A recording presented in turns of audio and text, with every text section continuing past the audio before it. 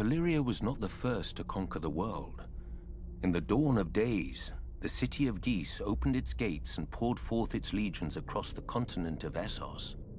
With their lockstep discipline and absolute obedience, they ground entire nations beneath their boots and planted the harpy in every corner of the known world.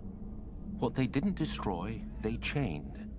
Slavery is as old as man, but until the Giscari, it was never an art. The slave lords grew rich and fat as pyramids were raised around them, pleasure houses were filled, and fighting pits were opened. Nobody remembers if the waters around Geese had names before the Empire, but ever since, we know them only as Slaver's Bay and the Gulf of Grief. Of Geese, however, nothing remains but ruins, where end all great civilizations. 5,000 years ago, Valyrian shepherds stumbled on strange eggs, and within a few generations, an upstart Valyrian freehold rose across the sea. 5 times did the Giscari contend with Valyria, and 5 times did they go down in defeat. For the freehold had dragons, and the Empire had none. The best of their legions burned, the others broke. The brick walls of Geese were pulled down, the streets and buildings turned to ash, and the very fields sown with salt, sulfur, and skulls. Yet the Empire was not wholly destroyed. Astapor, Yunkai, and Meereen, once lowly colonies along Slaver's Bay, survived, and even thrived.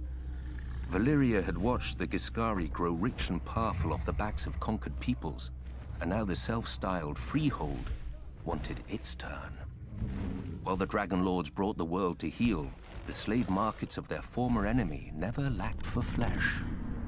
Lamenting the lost empire, the descendants of old Geese grew rich and fat. The doom fell on Valyria, and the Dothraki rose to pillage most of the continent at will. But gold-laden Astapor, Yunkai, and Meereen continue as they have for thousands of years, untouched. For even the Horse Lords understand what the Giscari taught Valyria so long ago. What good are slaves without slavers?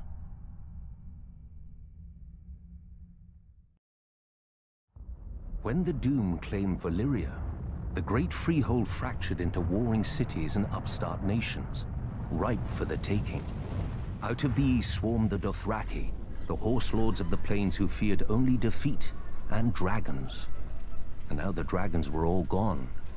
Under the great Khal Temu, they sacked and burnt every town and city in their path. No army could stand against them, because the Dothraki do not stand. The Horse Lords do not draw up battle lines or hide behind shield walls or lair themselves in armor. The Dothraki charge. Their blades are more scythe than sword, the better to cull the infantry ranks without breaking stride. Even their archers fire from horseback so that advancing or retreating, the arrows never cease. To the Dothraki, a man who does not ride is no man at all, without honor or pride. When the city of Quohor realized Khal Temu was coming, they strengthened their walls, doubled their own guards, and hired 2 full companies of sellswords. The Dothraki were used to glorified farmers with spears. Quohor would show them a proper army, with mounted and armored cavalry to match the Horde's own. As an afterthought, the city leaders sent an envoy to Astapor to buy Unsullied. The slavers had always claimed that the Unsullied were the great Giscari legions come again. Few cared. The dragon-burned ruins of old Geese were a stark reminder that the age of the foot soldier was over. The envoy had his orders, however, and quickly bought 3,000 Unsullied for the long march back. For Unsullied do not ride. But while they marched, Khal Temu arrived at Quohor. I can imagine how pleased the Khal was to finally face a challenge. By the end of the battle, crows and wolves feasted on what remained of Quohor's heavy horse. All the sellswords had fled. Quohor knew that the Dothraki would very soon break through the gates to rape, slave, and burn at their pleasure.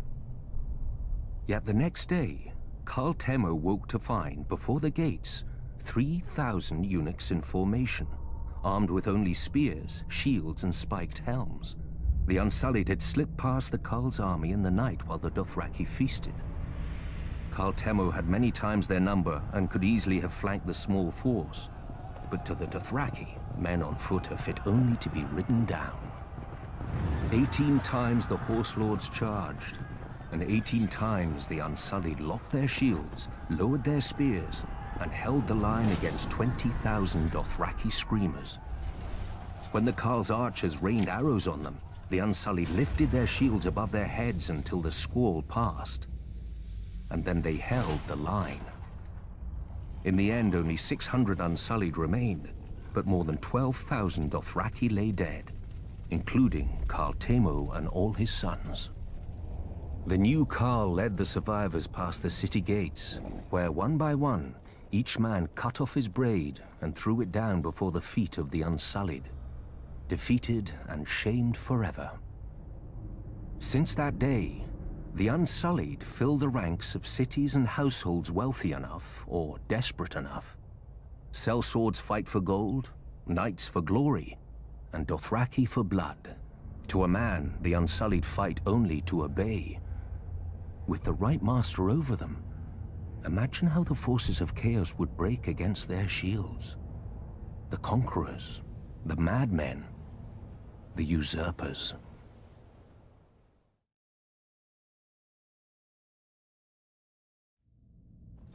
Mine. That's what the Red Keep is. The small folk say its color comes from the blood Aegon spilled to win his crown. Fools. Blood doesn't soak into stone, no matter how hard I try. Aegon built his castle of red rock to remind people of the fires he'd roasted his enemies in, so whenever King's Landing looked up, they'd see the price of defiance. He knew the first rule of kings. Only fear keeps men in line. Fear and punishment. A lesson he taught his son, Maegor. When the builders finally finished the Red Keep, Maegor executed them all to keep its secrets safe. Rumor has it, miles of hidden passageways run behind the walls and under the floors. One day I'll have to find them. Traitors and women work in shadows.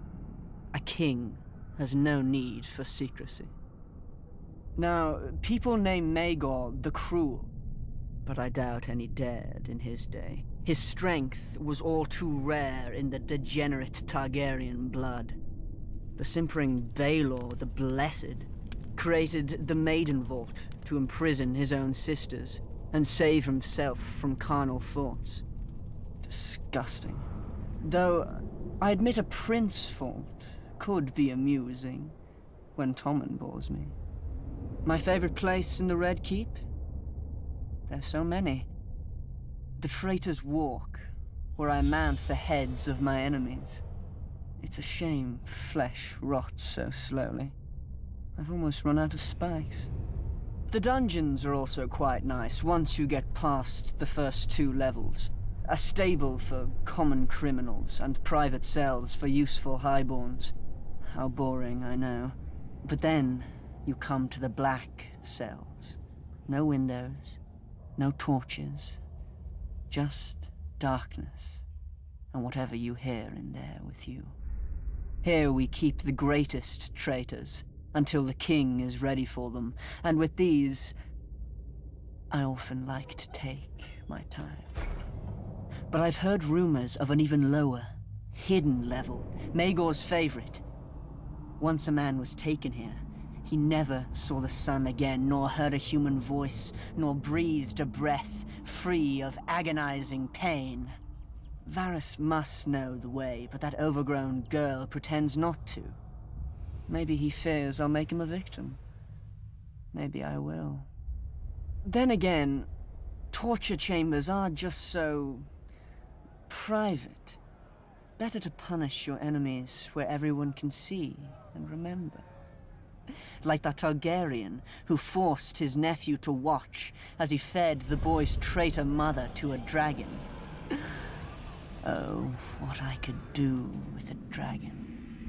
Even Ares, fool as he was, knew to burn men alive with an audience, to spread the terror far and wide across his kingdoms. Of course, I know my favorite place now. When I sit on the Iron Throne, high in the Red Keep, all of Westeros scuttles below me, like insects, waiting for my heel to land. Mudmen, bog devils. Those are just the most pleasant names our fellow Northerners have for us, the Crannogmen who live in the swamps of the Neck. Because we do not live in castles like them, because we do not farm like them, because we are not tall or rich like them. But through our veins flows the same blood of the first men, and, at times, maybe something more. We still live much as they did, on floating islands in houses of thatch and woven reeds. We fish, hunt, and tell our children of our heroes. The knight of the laughing tree who fought in the year of the false spring. The last Marsh king who challenged the Starks and lost his crown and his daughter. And other stories, older still, since lost to the world. The Neck was not always a swamp. In the Dawn Age, it was as dry and fertile as the rest of the North. But during the war with the First Men, the children of the forest brought down the hammer of waters on the Neck, trying to break Westeros in two. When the waters finally receded, they left the bogs and swamps we know today. Many of the First Men decided to fight on, but my ancestors wisely chose to heed the children's power and advance no farther. They beat their swords into frog spears and fish hooks, and settled a land forever devastated by the folly of war. Unlike the rest of Westeros, we keep no garrisons and raise no soldiers for petty spats with our neighbors. Our land protects its own. An outsider will find in the Neck an endless morass of suckholes, quicksands, and green grass that looks solid to the unwary eye, but turns to water the instant you tread on it. If you're lucky enough to be armored, you'll only drown inside your own steel. If you're not, you get to meet what swims in that water. Serpents and monstrous lizard lions with teeth like daggers and never enough to eat. Don't worry.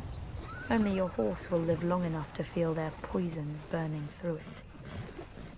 If you somehow survive all this, you may find that a well-placed dart can be as deadly as any blade.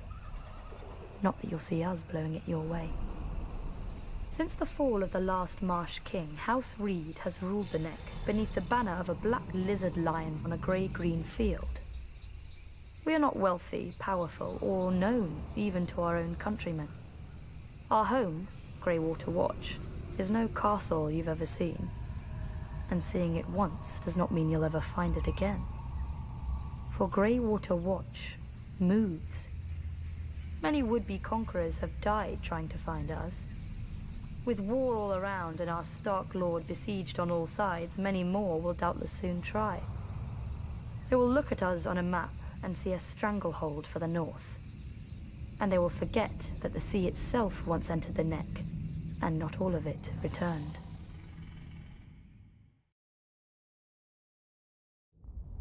Like the Starks, the blood of House Bolton runs back to the first men.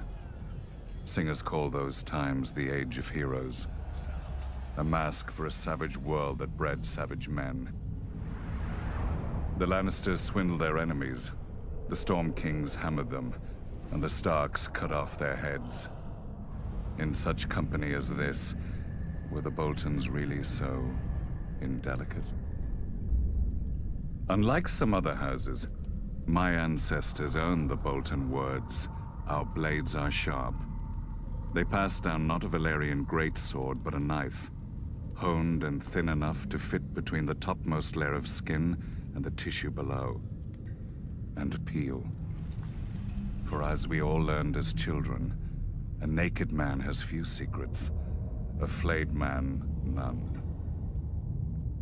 In those dark days, they say that some of my more willful forebearers would even wear their enemies' skins as cloaks.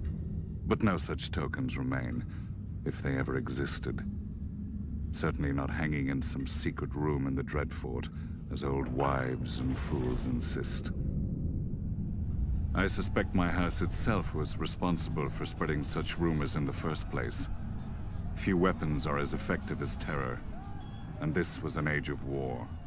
House against house, brother against brother. The Iron Men were on the rise, and never far from our shores.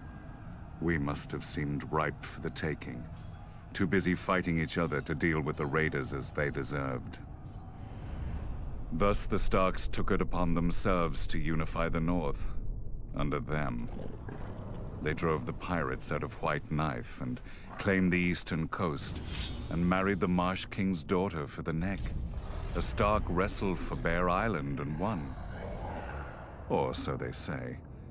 Silly stories. Blood and Steel won the North, and the Starks had the most of both.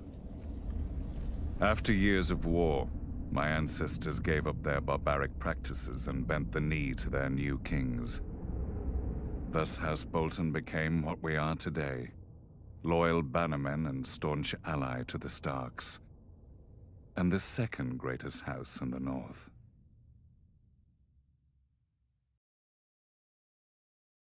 The Westerlands are all bounded by 3 natural defenses: mountain, sea, and forest. Necessary barriers when the land is as rich as ours. From our mines come the gold and silver that fuel the rest of Westeros. From Lannisport, our largest city, come the most skillful gold and silversmiths in the land.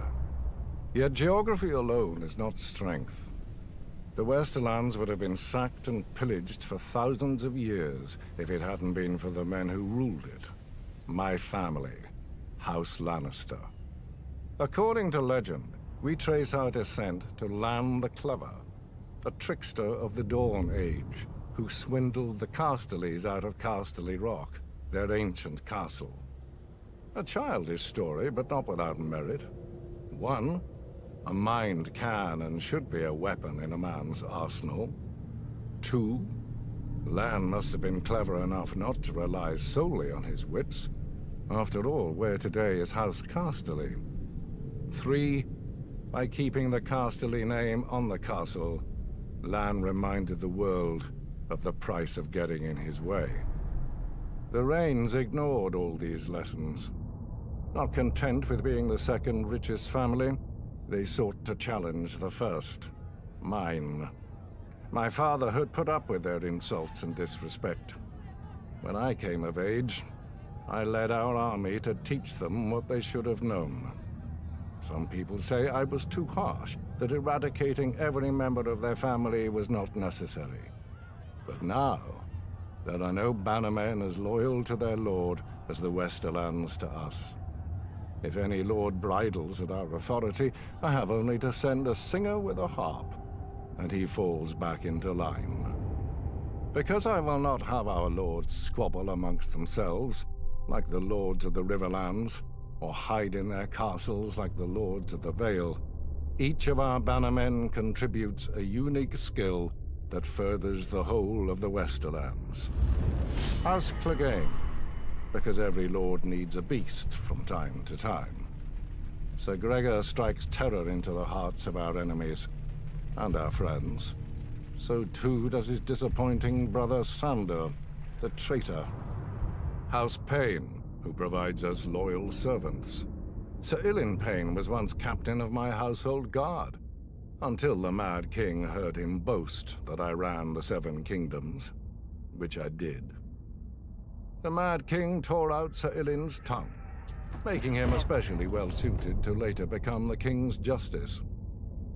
Apparently these days, a younger Payne also serves my degenerate son, Tyrion. House Lefford, who guards the Golden Tooth, the eastern pass through the mountains and the all-too-frequent chaos of the 7 kingdoms. Though after Robb Stark's recent incursions, perhaps we need a new gatekeeper. Fools look at the Westerlands and see gold.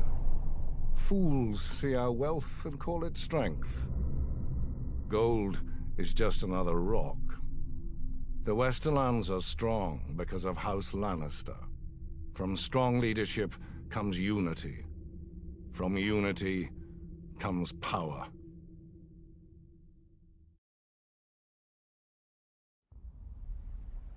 Tarth has lulled many a novice sailor into complacency. Our lush island sits on calm blue water like an emerald set into a sapphire. You would never guess that such a vision is only the sheath hiding the blade of Shipbreaker Bay, with its treacherous tides, unpredictable gales, and sharp rocks lurking just below the water's surface. The storms that blow through the bay water the Kingswood and Rainwood, two of the great forests of Westeros, and they give the Stormlands their name. Even without our weather, we have more than earned our name in strife. The first Storm King, Durin, started his reign by declaring war on the gods themselves. He loved the daughter of the sea god and the wind goddess, but they forbade the union. At their wedding, the gods unleashed their might, pulling down his hold and killing all of Durin's family and guests, though his wife shielded him. Durin vowed to rebuild, and when he did, the gods again destroyed his home. His counselors begged him to retreat inland, but he would not abandon his war. Finally, with the council of the Children of the Forest, or perhaps a young Bran the Builder, Durin raised a seventh castle that, try as they might, and still do, the wind and sea gods could not tear asunder. Durin took the name God's Grief and called his new home Storm's End. Having beaten the waters to the east, the Storm Kings turned their gaze to more practical enemies, the Reach, Riverlands, and Dorne. For thousands of years, the Storm Kings fought the Gardener Kings of the Reach and various families of Dorne for control of the Dornish marches just below the Red Mountains. The fighting didn't stop until Dorne married into the Seven Kingdoms, a mere 100 years ago. But still the houses of the Stormlands, such as the Dondarians, guard the Boneway, the mountain pass into the marches, against any Dornish incursion. The Storm Kings had greater luck to their north, at first. They took the trident from the River Kings and built an empire that stretched as far as the Neck. But then the Ironborn swarmed out of their islands and pushed the Storm Kings out of the Riverlands. No doubt the Ironborn intended to expand their empire into the Stormlands. Before they had a chance, Aegon Targaryen landed with his dragons. While Aegon burned the kings of the Iron Islands, the Rock and the Reach, his fiercest commander and rumoured bastard brother, Orys Baratheon, set out to subdue the Stormlands. No matter how fierce a warrior he was, no one could have envied his task. Storm's End had seen thousands of years of war and never fallen. But Argilac, the Storm King, chose not to barricade himself behind its walls and gave Orys the battle he must have hoped for. Orys slew Argilac and took Argilac's castle, kingdom, daughter, sigil, and house words. House Baratheon became the Lord of the Stormlands. Targaryen rule quieted the Stormlands for the most part, until Robert rebelled against the Mad King. His first challenge came not from the crown, but from his own bannermen, who tried to join forces against him. Robert struck first, defeating 3 armies in a single day at Summerhall. The victory cemented Robert's control of the Stormlands, and he was able to march on the Reach and Riverlands with no enemy to his rear. Yet not all of Robert's bannermen sided with him. Sir Barristan the Bold came from the Stormlands, but as the preeminent member of Aerys Kingsguard and greatest knight in the realm, Sir Barristan remained loyal. After Robert's decisive victory on the Trident, Robert sent his own maester to care for his countryman Sir Barristan, who had suffered grievous wounds whilst fighting so hard to kill him. Later, when the Kingslayer betrayed Aerys, Robert pardoned Sir Barristan and even took him onto his own Kingsguard. When Robert lifted Mace Tyrell's ill-managed siege of Storm's End and returned to his ancestral home, he realized the dream of all the Stormlords before him, to rule the 7 kingdoms. Then Robert died, and his brother Stannis killed their other brother, the noble King Renly, with black magic. Now the Stormlands again live up to their name, with so many houses burnt on the Blackwater and others currying favour with the Lannisters to seize the survivors' lands. Renly could have saved us, If only I could have saved him. But I will teach Stannis a lesson he should have learnt growing up in the Stormlands. As lightning gives way to thunder, so too must murder lead to vengeance.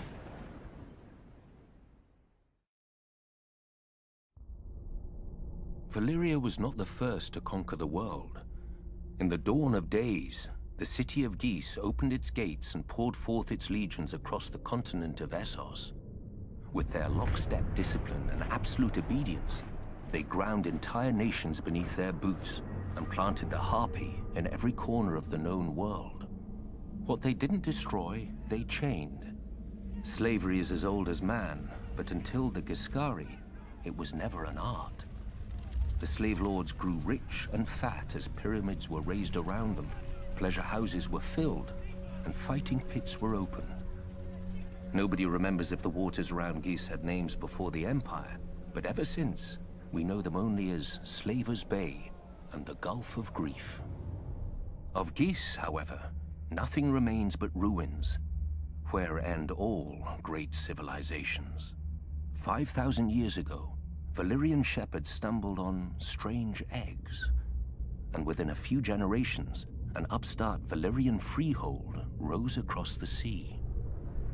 5 times did the Giscari contend with Valyria, and 5 times did they go down in defeat.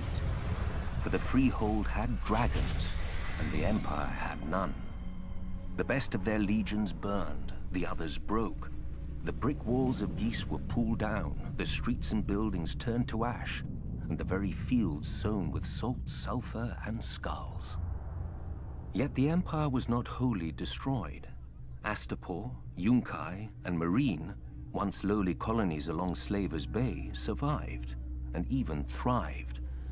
Valyria had watched the Giscari grow rich and powerful off the backs of conquered peoples, and now the self-styled freehold wanted its turn.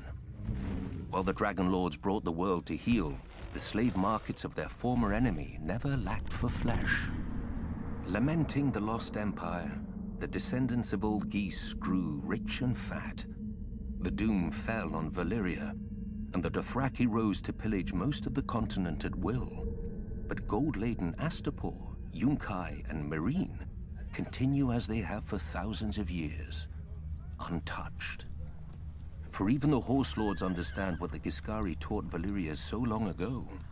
What good are slaves without slavers?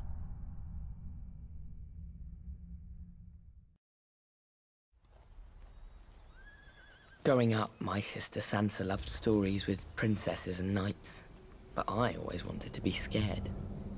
When my turn came, I would ask old Nan to tell us of magic and monsters.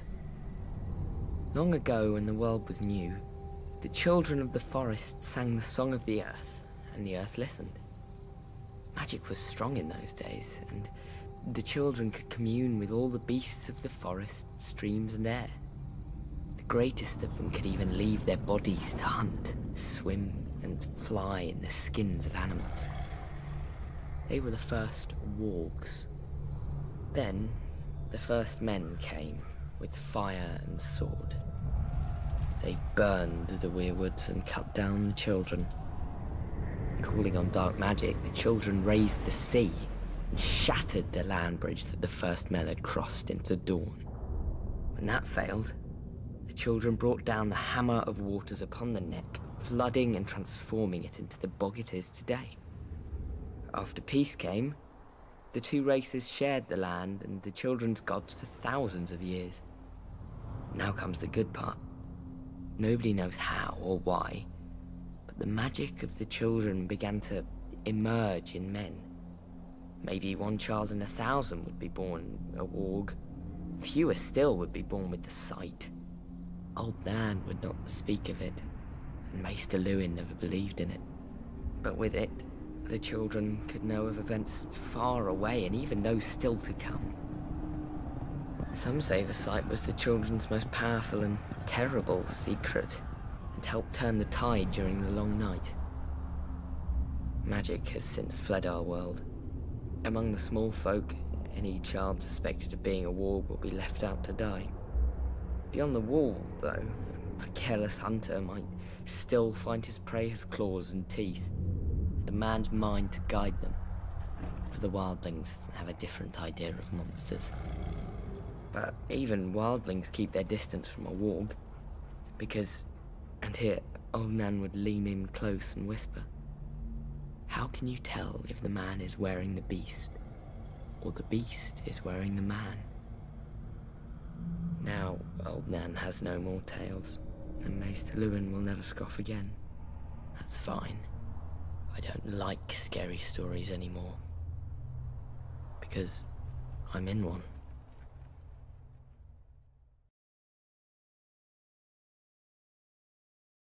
As a boy, looking out from my father's castle, I thought the sun could never set on the north, so vast did it seem. Part of me still does. The north is by far the largest of the 7 kingdoms, and can fit the other 6 inside it. Not that the others care. Cold and damp. That's how the southerners see the north. But without the cold, a man can't appreciate the fire in his hearth. Without the rain, a man can't appreciate the roof over his head. Let the south have its sun, flowers and affectations. We northerners have home. Mine was once Winterfell, the ancient seat of my father's family, House Stark, who have ruled the north since the first men and were once the kings of winter. Growing up, Lady Catelyn made sure I knew I wasn't a Stark, no matter how much blood I shared with her true-born children. But where their name rules over the north, mine is the north. Snow. Our land stretches from the wall down to the neck, a narrow land that divides us from the rest of Westeros. Legend has it that the children of the forest flooded it in their war against the first men. If that's true, every Northman owes them a debt of gratitude. The swamps of the neck are as good as the wall for keeping out unwelcome armies. And if the swamps don't deter you, the Crannog men should. Small, shy people who rarely leave those swamps, and who follow House Reed, the gatekeepers of the north, and among the most important and loyal bannermen of House Stark. Also a bit strange. I heard their oath of fealty once as a child. It's like no other lords, ancient and dark. They swear by earth and water, by bronze and iron, and by ice and fire. Where House Reed holds the gate to the north, House Manderley holds the port, White Harbour, the closest thing to a southern city we have, governed by the closest thing to a southern family we have. Generations ago, the Manderleys were driven from the Reach, but the Starks gave them their land in return for fealty. Now White Harbour is the richest city of the north, and the Manderleys the richest family. Not in gold and silver like their southern counterparts, but in fish, grain, and trade. As for the other great northern houses, the Starks brought them into the fold during the Age of Heroes. A Stark wrestled an Ironborn for Bear Island and gave it to the Mormonts. A Stark granted a keep and land to a younger son, Carlon, in return for putting down a rebellion. His family then grew up into the Karstarks. Starks fought the wildlings and their kings beyond the wall beside the Umbers of Last Hearth, thus earning their fealty. Boltons. Back then they were the bane of the north. A few were even rumoured to wear their enemies' flayed skins as cloaks. But after centuries of war, they too bent the knee. And so House Stark became the kings in the north, but never forgot that they weren't the north. When Aegon and his dragons landed on Westeros, the kings of the Rock and the Reach sent all their men to die to defend their crowns. Torrhen Stark knelt, to spare his people the same fate. He placed duty above pride, just as my brothers in the Night's Watch had done for thousands of years at the Wall. Many think of it as the end of the world, but it's not. I've seen how the land stretches much farther than any man knows, into the land of always winter where the White Walkers came from during the long night. After the first men and the children of the forest beat them back, Brandon the Builder raised the wall and set up the Night's Watch to guard the realms of men. He gave us our oath, our castles and the gift, the lands behind the wall whose farmers and crops sustain us. Southerners may now mock my black brothers as thieves, rapers, and worse, and not without cause. But the North remembers why we are there, and if we fall, the South will get a very harsh and very cold reminder.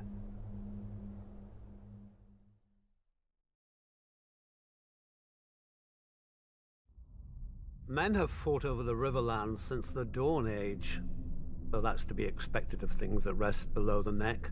Doesn't help that the Riverlands are between everything and everything else. The Westerland's gold, the Reach's grain, the Vale's rock, and the North's snow? House Mud once ruled as the kings of the rivers and hills, but after 1,000 years their line was exhausted and fell to the Storm Kings, who fell to the Ironborn. I suppose after years of drowning at sea, our rivers look pretty attractive to that race of pirates and rapers. Never mind that their monstrous castle, Harrenhal, was too large to staff and garrison. It turned out the Ironborn wouldn't be there long enough to bother. Aegon Targaryen landed to our south, and, as had many before him, liked the look of the Riverlands. My ancestor Edmund Tully led the desertion of Riverlords to his cause, and was rewarded by getting to watch King Harren burn in his own tower. Unfortunately, that's not all Edmund got. House Tully was named the Lord Paramount of the Trident, which means we had to keep in line all those lords who hadn't governed themselves for thousands of years. We were now responsible for aiding the Malisters at Seaguard against the pouting Ironborn whenever they got cheeky. For settling Harrenhal on families stupid enough to think its curse would skip them after devouring all previous families. For keeping the Blackwoods and Brackens from wiping each other out, and giving us 2 more castles to deal with. For keeping the Freys in their place and out of others' pockets. For marrying off our sons and daughters wisely enough so we didn't follow House Mud into, well, the mud. Yet under the Targaryens, the Riverlands knew a peace we hadn't had for centuries, if ever. But like all good things, sooner or later it all goes to shit. And our shit had a name. Aerys Targaryen. Westeros has had its share of mad kings, but usually they had the sense not to bully more than one powerful house at a time. Aerys soon blundered into a triple alliance. The North, Stormlands, and Vale rose against him. But of course, where do you think most of the blood was spilled? My brother Hoster guaranteed the answer to that with the marriage of my niece to Eddard Stark, the Warden of the North. At least Hoster didn't send her to Robert. So, the Riverlands joined the war against the Mad King, and it was on one of our rivers that Prince Rhaegar died, sealing the fate of his dynasty. Robert was a great soldier and a horrible king. Drinking and whoring are their own brand of madness when you sit on a throne that everybody wants. He died, and another war started. Again the armies marched. Again the Riverlands burned. If Westeros isn't careful, pretty soon our people will grow some sense and abandon this place for a safer realm, like the Dothraki Sea. I joke, of course. The Riverlands are our home, and God's help us, we love it. Still, as they say, the king eats and the hand takes the shit. The same is true of the Riverlands. The 7 kingdoms piss, and the Riverlands change clothes.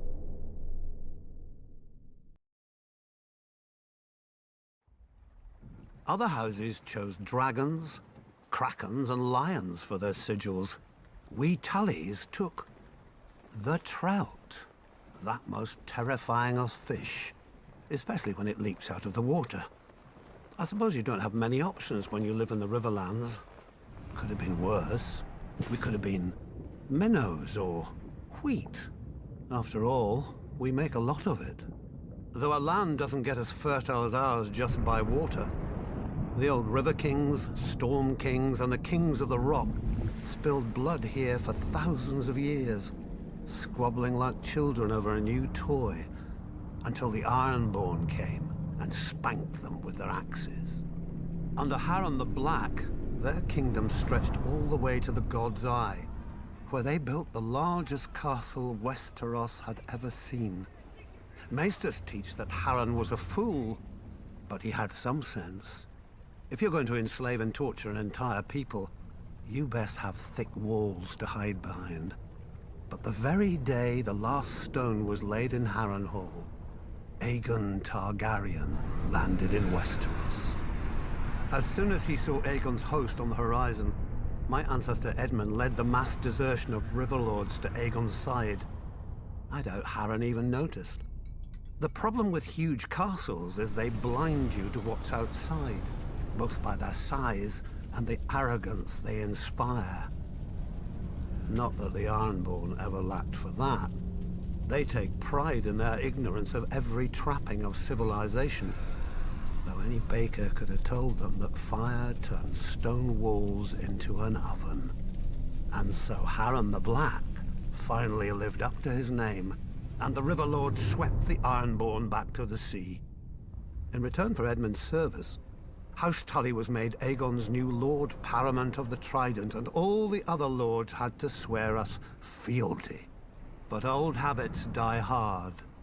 The Riverlands are, and always have been, the middle child of Westeros, caught up in every fart from one lord at another. My ancestors knew that for the Tullys to survive, alliances must be made. Our trout has swum up so many rivers over the centuries and leapt onto so many plates that it's a wonder half the realm's sigils don't have fins by now. Thus, every Tully child is taught family, duty, honor. The Tully words, and pains in the Tully arse. When I returned from the War of the Ninepenny Kings, people called me Sir Brendan. But my older brother Hoster called me Engaged. A great match with a very rich house, to be sure. But I just fought and killed a great deal of men and had no desire to be told when and whom to marry. I broke ties with him, earning the name Blackfish along with my personal sigil, a much more intimidating black trout. I was too stubborn at the time to realize that while other houses fight with swords, House Tully fights with marriages. Then my niece Catelyn's betrothal to Brandon Stark drew us into the war against the Mad King, while my other niece Lysa's betrothal to Jon Arryn cemented the rebellion. If I'd have obeyed my older brother earlier, we'd have had the largest navy in Westeros with us then as well, and our victory would have been swift. Of course, I never mentioned this fact to my brother. He'd have taken it as an apology. My brother is dead now, and my nephew Edmure rules in Riverrun, God's help us. A trout that can't tell the worm from the hook. But he is a Tully, and he is unmarried, and there is a war. We all know how this story ends. Maybe she'll be beautiful. Maybe she'll be rich. As long as she brings swords and men to House Tully, she could look like the fish we hang all over Riverrun. He'll honor his duty to family and swallow it.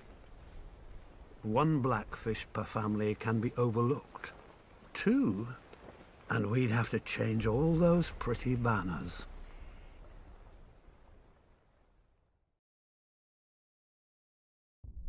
The Reach is aptly named. We're the ones who give your hands something to do at the table.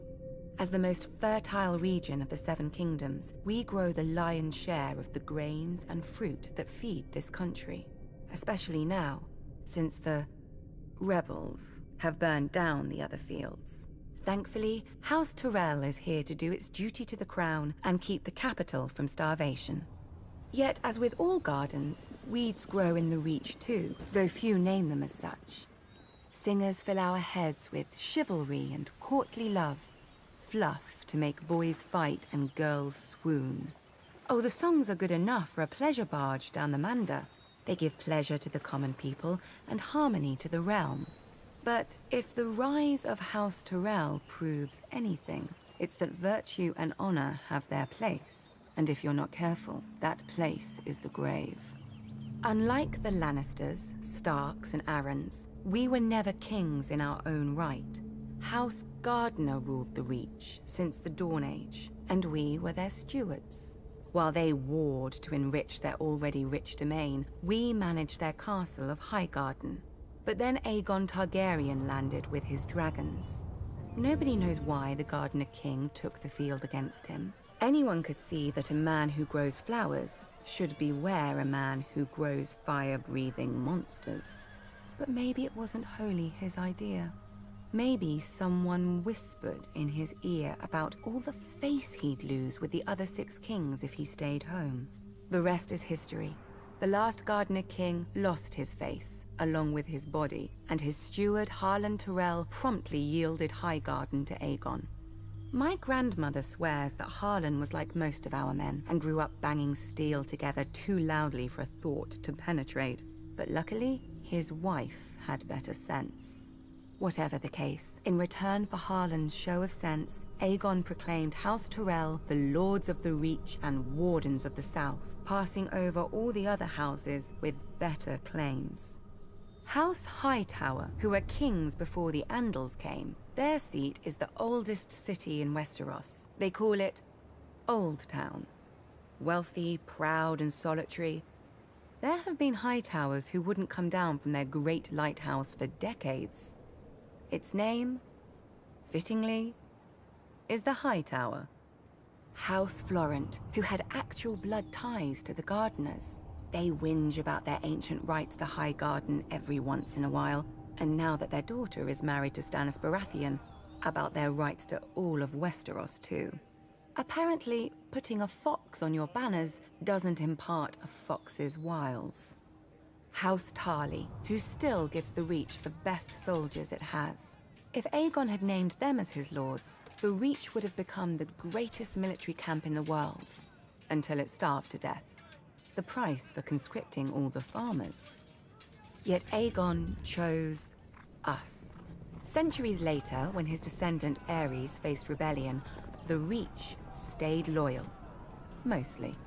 My father, Mace, dealt Robert his only defeat in the war, even if it was my father's vanguard who did most of the fighting before he arrived. After the Battle of Ashford, we laid siege to Storm's End, Robert's home. Unfortunately, the war ended before we could take it and free up our armies to go save the king. The new King Robert had a forgiving nature. Our crimes were brushed aside without even one execution for the sake of formality. Our family was surprised until Robert's new hand, Jon Arryn, came by with the bill. The Reach is second only to the Westerlands in wealth, and Robert meant to spend as much of it as he could get his hands on. We gave him the coins he wanted, and later, when he wanted our grain or fruit or wine, he gave them back at whatever price we set. Now, much of Westeros is ashes. The rest of it is armies. As the Starks are fond of saying, winter is coming, and for leagues outside the capital there isn't a harvest to be seen. Have no fear. The Reach is, as always, bountiful. House Tyrell will manage the harvest and keep the Seven Kingdoms from starvation, like the good stewards we once were. Just ask House Gardner. Impregnable. That's how the Vale sees itself. Shielded from Westeros by its mountains. They call the entrance to their land the Bloody Gate because, during the Age of Heroes, a dozen armies supposedly smashed themselves against it. Even if they'd gotten through, the roads of the Vale are narrow, steep, and treacherous. Half their men would have slipped to their deaths, or frozen in the mountain snow. Or so the common wisdom goes. Except the Vale has been conquered. Those vaunted mountains didn't stop the Andals who came by the Eastern Sea. The people of the Vale say that Sir Artus Arryn, the Andal general, flew on the back of a giant falcon and slew the Griffin King on top of the tallest mountain. During Aegon's conquest, one of his sisters did the same, flying her dragon over the Bloody Gate and up to the Eyrie, the Arryn stronghold. and the Aran boy king yielded the Vale in return for a ride on the beast. Do you sense the theme here? The rationalizing of defeats with mythical beasts and the whims of children, instead of acknowledging the root cause, the arrogance of isolation. The men of the Vale are so proud of their mountains, they can't abide any flaw in them. As with the mountains, so too with their blood. The first Andals landed in the Vale as its most powerful lords, the Arans, the Waynwoods, the Corbrays, like to brag. Through their veins runs the blood of the oldest Andal nobility in Westeros, but through their brains runs an even older folly. That blood matters. If it did, those pure-born lords should have been able to exterminate the hill tribes centuries ago. But those primitive raiders, whose tribes more resemble kennels than families, continue to plague the Vale, even kidnapping an Aran once. Until Tyrion Lannister, an outsider, no Vale lord ever thought to turn the tribes to the Vale's advantage. That a desperate, warlike people could be useful, not to mention inexpensive.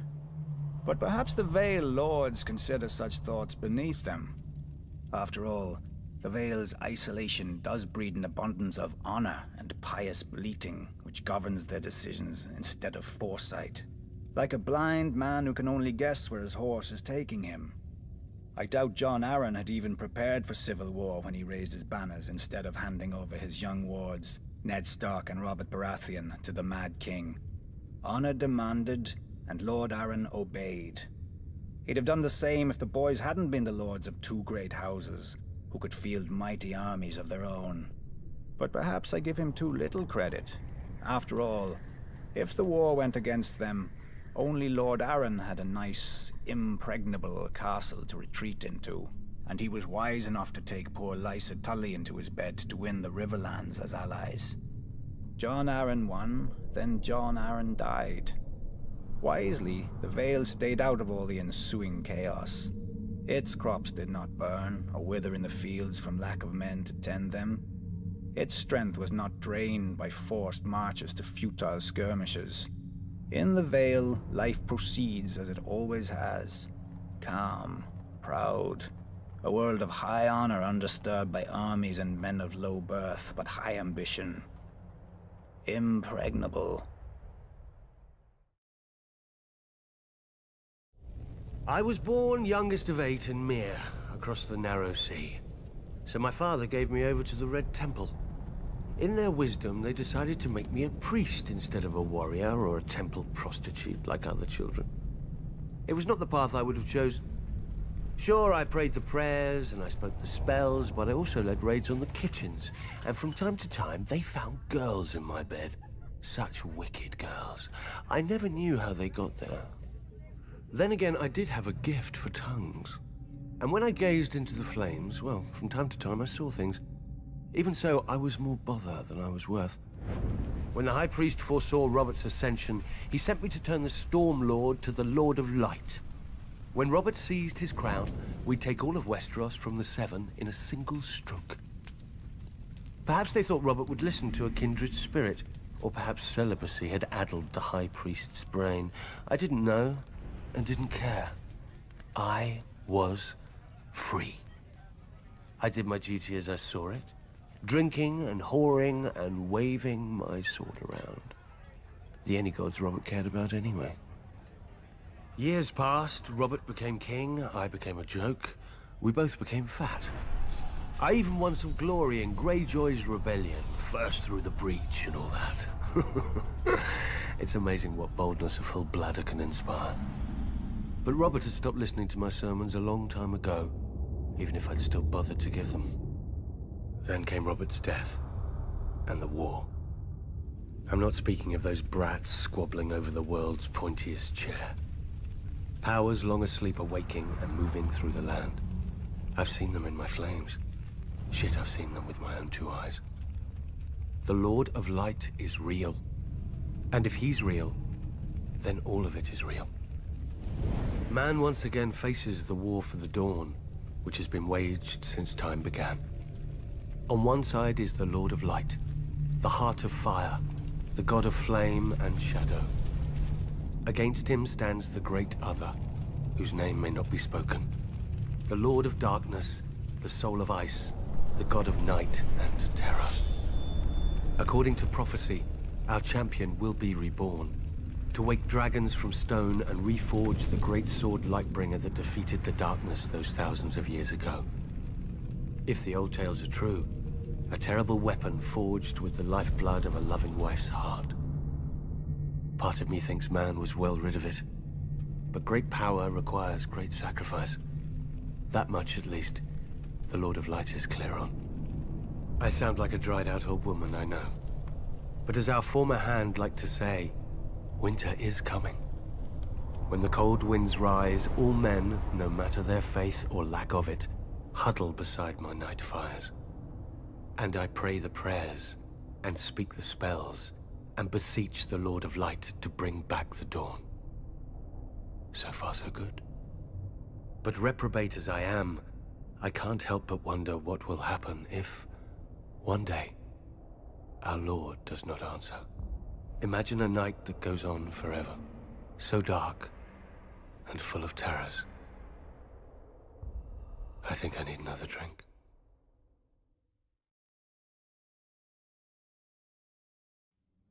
For 300 years, the Targaryen dynasty ruled Westeros. Wars were still fought, homes still burned, and men still died. But compared to the chaos of what came before, the realm was stable. And boring. The Targaryens lied, thieved, and killed as much as other lords. They just had dragons to answer all complaints. Until they didn't. When the last dragon died, it was only a matter of time before the Targaryens followed. By only, you mean another century? Which they wasted trying to replace their lost advantage. Incinerating their own palaces to hatch dragon eggs, drinking wildfire to become dragons, and let's not forget the Mad King's favorite, burning men alive so he could pretend to be a dragon. We urged Aerys to pardon Brandon Stark. The boy had threatened Prince Rhaegar, but Rhaegar had stolen the boy's sister. And the boy was the eldest son of our Warden of the North. Who's the greater fool, a Mad King or the man who reasons with him? Aerys saw knives in every shadow. When you told him to treat the Starks with caution, you made him afraid. And what he feared, he killed. I wouldn't have thought you, of all people, would bother with recriminations for Brandon's death, Lord Baelish. Not after your, shall we call it, duel with him? Brandon was as arrogant as he was stupid. Like his father, Lord Stark, who answered Aerys' summon to the capital. They earned their fates. But the younger son, Ned, what was his crime? That Aerys ordered his death as well. Unlike men, families don't die when you lop off their head. At the very least, you should have pointed out that loyal and dutiful Ned was living with Jon Arryn, a proud and over-righteous lord with an impregnable castle and no sons of his own. Perhaps you could have spared Aerys the embarrassment of revolt. If only we'd had the foresight to consult you, Lord Baelish, but I suppose first we'd have had to know who you were. Nobody knew Robert Baratheon either, yet he claimed the right to sit on the Iron Throne. He had Targaryen blood, through his mother. A pretty dress for an ugly truth. It was war, and he could swing a hammer harder than the other options. When did you know you'd lost, Lord Varys? When Robert Baratheon killed Prince Rhaegar on the Trident. Wrong. You lost the war when you let Ned Stark slip back into the north. Neither the bloody Gate of the Vale or Moat Cailin in the north have ever fallen. They could have held out for years, even if you'd killed Robert. But you let him slip through your fingers as well. I told the court that Robert was hiding in the Stony Sept, but the hand of the king wasted too much time searching the city. Something about the glory of single combat. Then Ned Stark's army arrived to save the day. Too bad Lord Tywin wasn't a hand any longer. He would have simply razed the town and been done with it. Perhaps. And perhaps the rebels would have found even more of the countryside flocking to their banners. I'd almost forgotten. You weren't always so loyal to the Lannisters during the war, were you? I did my duty to the realm. When Lord Tywin showed up at King's Landing professing loyalty, I warned Aerys not to open the gates. Prince Rhaegar was dead, our army scattered. The lion does not stir unless he smells meat. I admire your powers of persuasion, Lord Varys. Few could traffic in so many secrets to so little avail. Grand Maester Pycelle told Aerys what he wanted to hear, that his old friend Tywin was there to save him. Then Aerys' old friend sacked the city, and his son stabbed Aerys in the back. A regrettable, though necessary action. As were the pardons the new King Robert bestowed on the Royalists. Mace Tyrell, Barristan Selmy, you. King Robert wisely chose order over vengeance. Jon Arryn wisely chose for Robert, but Jon Arryn died. Then Robert, then Ned. So ended their glorious revolution. And Westeros has been burning ever since. Let it. How Targaryen of you. One of the mad ones. Fire turns even the proudest oaks to ash, leaving newer roots space to climb. Some houses rise to power through strength, others through wealth. House Frey gained its title through cunning. Centuries ago, its founder looked at a map and noticed how the trident spears the neck, cutting off the north from the south. He realized that a river of gold would flow to the man who owned the right bridge across the water. It took the Freys 3 generations to complete their forefathers' vision. A massive arch of smooth grey rock, wide enough for 2 wagons to pass abreast. When they were done, they built high curtain walls, deep moats, and heavy gates to protect the approaches, and put up squat, ugly, formidable keeps on either bank. The Twins, commanding both road and river with arrow slits, murder holes, and portcullises. The Twins ensure that no one crosses without begging the Freys' leave and paying the Freys' toll. The plan worked. The family grew rich and powerful, exacting gold from lords, merchants, and poor farmers. A good thing too, given the number of Freys the bridge has to support. The current lord, Walder Frey, has seen over 90 name days and sired near as many children, true-born or otherwise. A shameful thing in any other lord, but Walder Frey possesses no shame. A dangerous thing for any other lord, but Walder Frey has no concern for heirs or fear of their impatience. Perhaps Lord Frey thinks to outlast them all. Given the infighting he encourages among them, perhaps he will. Whatever the case, House Frey does nothing so well as survive. When the Ironborn conquered and razed the Riverlands, the Freys hid in their castle. When Aegon and House Tully swept the Ironborn back to their islands, the Freys hid in their castle. When my ancestor demanded their allegiance as Aegon's new Lord Paramount of the Trident, the Freys bent the knee from their castle.